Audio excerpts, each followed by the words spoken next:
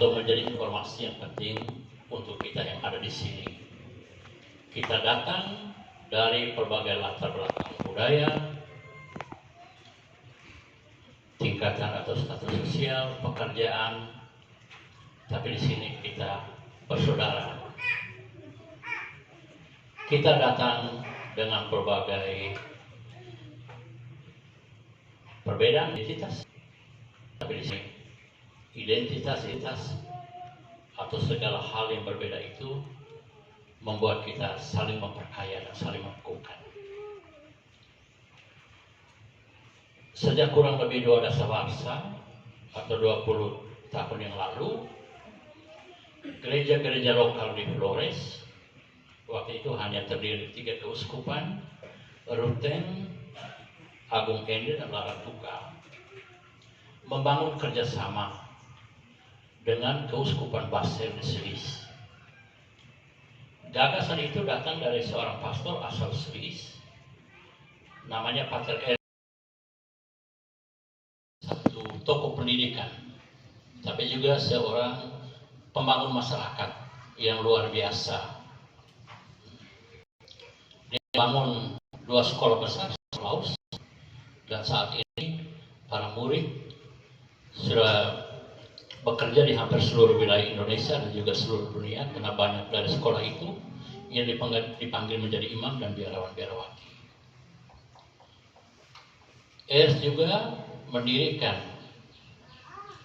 2 paroki yang saat awalnya itu terkenal konflik, peperangan. Itu paroki di sekitar, kalau orang Manggarai tahu itu di wilayah Rahong, sekitar situ. Dalam seri-seri pribadi, beliau menceritakan betapa sulitnya waktu dia datang pertama berhadapan dengan orang yang waktu itu atau peperangan antar kampung. Dengan caranya sendiri dan sama dengan devosinya yang begitu hebat, pada budaya bangsa Swiss, mampu membangun gereja, mampu membangun cinta persaudaraan di bumi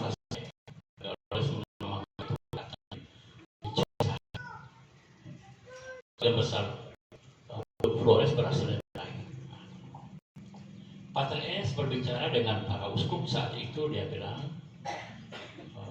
sekarang ini tidak ada lagi misionaris dari Eropa yang dikirim ke dunia ketiga ke tanah misi. Karena itu kita harus harus mengirim balik misionaris kita dari Flores, dari 3 keuskupan itu untuk bekerja di Eropa.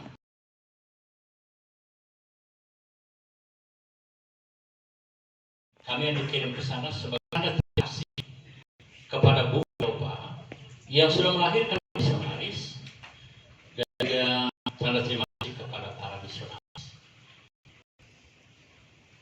Dalam perjalanan kami diutus ke sana, saya pribadi misalnya mengunjungi banyak dari para misionaris dari berbagai ordo, terutama dari ordo Serikat Sabda Allah.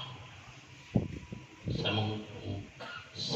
kuburan Santo Aloysius Jansen di Style kurang lebih 3 kali, dan yang terakhir sebelum pulang saya juga mengunjungi kuburan para misionaris di beberapa kota.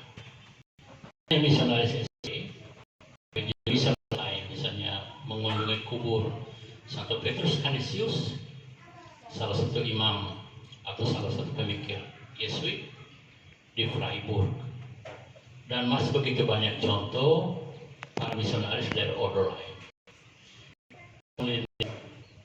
Ucapkan terima kasih kepada mereka atas kesediaan mereka pada masa lalu datang ke tanah misi secara khusus kepada kita di Indonesia, di Nusa Tenggara, dan di tanah Flores. Jadi sebagai tanda terima kasih. Tujuan yang kedua, kami dikirim ke sana itu untuk belajar pengalaman pastoral di sana. Sambil juga kita membawa sebuah kekayaan budaya kita, pengalaman kita di sini. Dalam sharing kami Dengan saya dan orang Swiss misalnya cerita tentang mentalitas, tentang budaya, tentang karakter kita, dan juga tentu saja saya belajar dari mereka, dari orang-orang Swiss itu. Pengalaman kehidupan atau pengalaman tata kelola membangun masa depan dari orang-orang Swiss sebelum di Jerman itu luar biasa. Orang Swiss terkenal itu tertib waktu, dan waktu menjadi salah satu sumber kebahagiaan bagi mereka. Luar biasa. Jadi bagi pengalaman, membawa pengalaman dari sini. Yang ketiga, kami bekerja di situ betul kekurangan tenaga pastoral. Tidak hanya imam, tapi juga tenaga pastoral lain, kateki, atau orang yang kita meminta untuk menjadi lektor, menjadi petugas pastoral gereja, itu sangat sulit. Dan di sana yang sangat dituntut dari kita adalah profesionalisme dalam kerja.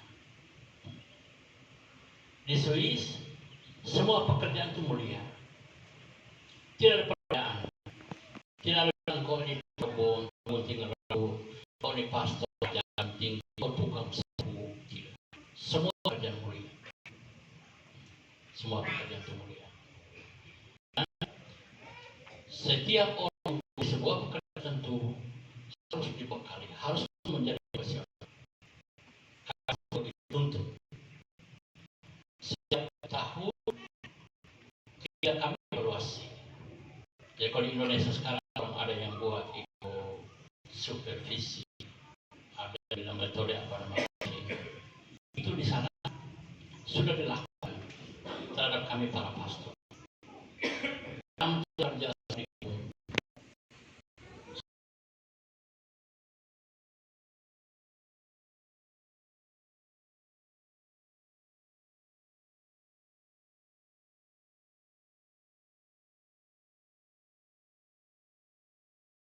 kerjanya kurang tepat atau tidak menjawab kebutuhan mereka, mereka katakan ya silakan pergi mencari profil lain. Di sana Swiss itu tata kehidupan profil, saya kira satu-satunya yang berbeda dengan negara-negara lain di dunia. Di sana ada dewan gereja, lalu ada pastor dan tim pastoral. Dewan gereja mengurus hanya terdiri dari 5 orang, dan mereka mengurus 3 hal. Pertama urusan personalia. Semua orang yang mau datang bekerja di situ harus bikin lamaran, lalu dibuat wawancara. Pokoknya prosesnya banyak. Begitu juga pastor. Saya pribadi waktu proses untuk pemilihan pastor Proki bersama dengan 2 orang Afrika. Orang Afrika ini rata-rata sekolah tinggi, doktor. Dan mereka dokter bukan hanya 1 bidang, tapi 2-3 bidang. Sebut namanya hebat semua. Dari Innsbruck, dari Freiburg, dari Gregoriana, dan dari universitas-universitas lain. Lalu mereka tanya saya, mereka panggil saya Stefan, engkau sekolah di mana? Saya bilang, aduh saya ini sekolahnya di hutan, di Flores sana. Kalau kamu lihat ijazah saya, pasti saya tegur. Terus, dalam proses wawancara, ya respons mereka sangat positif. Saya bilang begini, kalau kamu mencari orang yang omongnya kamu mengerti, saya kira saya bisa. Kamu mencari orang yang dekat dengan kamu, menyatu dengan kamu, saya kira saya juga bisa. Tinggal kamu pilih. Lalu mereka menjatuhkan pilihan pada saya. Mereka bilang, engkau pasti bisa. Tapi saya bilang, jangan tanya ijazah karena saya datang dari Flores. Itu di kampung, kamu tidak tahu Flores itu di mana. Saya bilang itu ada di salah satu sudut dunia. Itu jauh sekali dari sini. Saya bilang kalau penerbangan dari Flores itu akan itu beberapa kali ganti pesawat.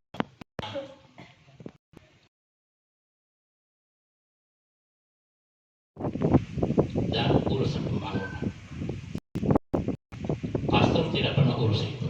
Mengelola pajak gereja, kemudian semua paroki, kelola dewan paroki sangat profesional dan kita pastor hanya menerima uang yang menjadi hak kita dari gaji. Selain itu tidak urus. Saya tanda tangan satu dua dokumen yang penting, tapi selanjutnya. Kemudian yang ketiga, kami yang bekerja di sana itu membangun kasih, kemudian membangun jajaran itu dengan umat. Syarat utama sebelum itu para misionaris alami, sebelum bermisi, mereka harus belajar bahasa. Bahasa menjadi pintu masuk. Itu penting. Kalau kita bahasa memang susah. Bahasa dan juga belajar karakter mereka.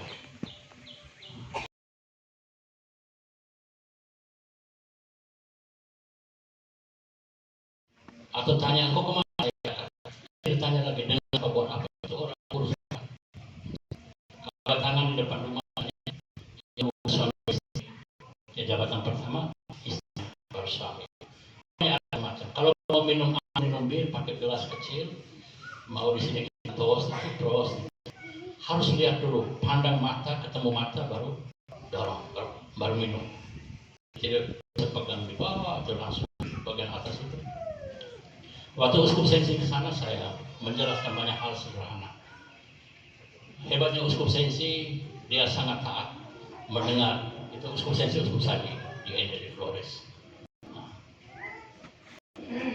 Ada banyak hal yang nampak sederhana, tapi sangat membawa kita dalam pastoral. Dia berjejaring. Selain dengan umat sederhana, juga dengan orang yang menjadi rekan kerja kita. Dan karena saya berasal dari wilayah yang mengalami banyak tantangan dan kesulitan finansial dan juga ya urusan-urusan karya pastoral, saya juga berjejaring dengan siapapun yang berkehendak baik. Itu saya punya pengalaman yang luar biasa dengan mereka untuk kepentingan karya-karya saya. Biarkan, sebenarnya kalau di Eropa anak-anak yang berjalan lalu lalang dibiarkan. Nah, kamu tidak tertarik. Ini kebetulan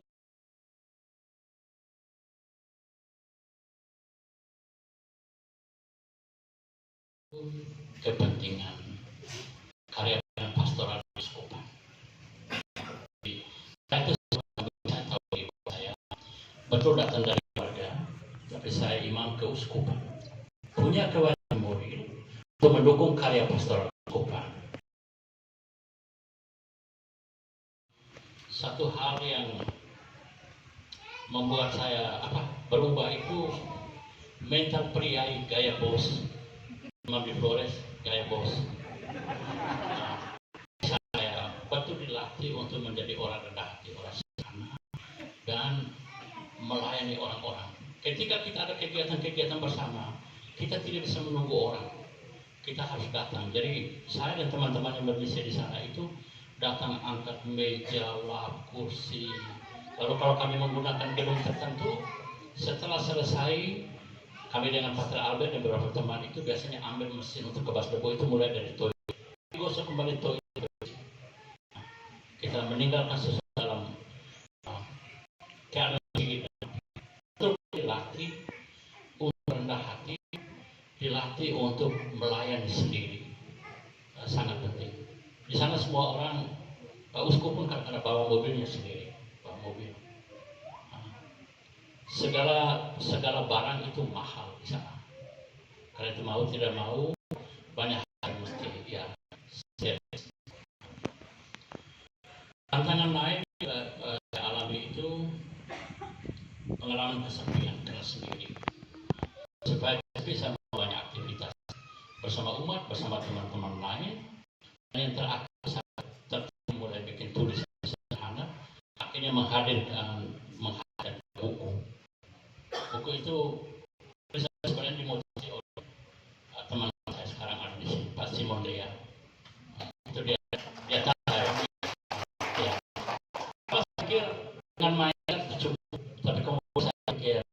buat sesuatu yang berkesan dan berlisan. Kita mencoba semua itu juga baik, dan itu satu cara menolong saya untuk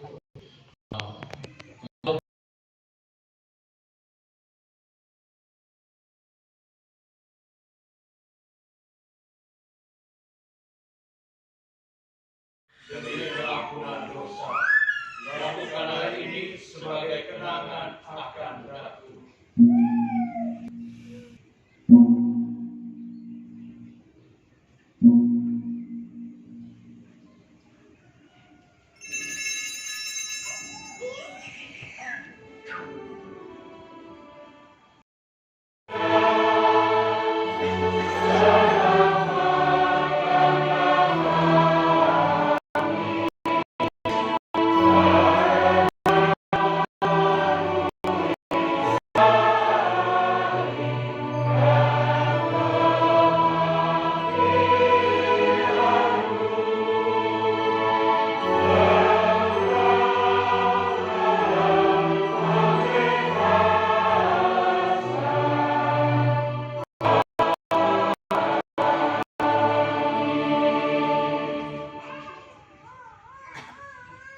Sambil mengenangkan wafat dan kebangkitan Kristus, kami mempersembahkan kepadamu Bapa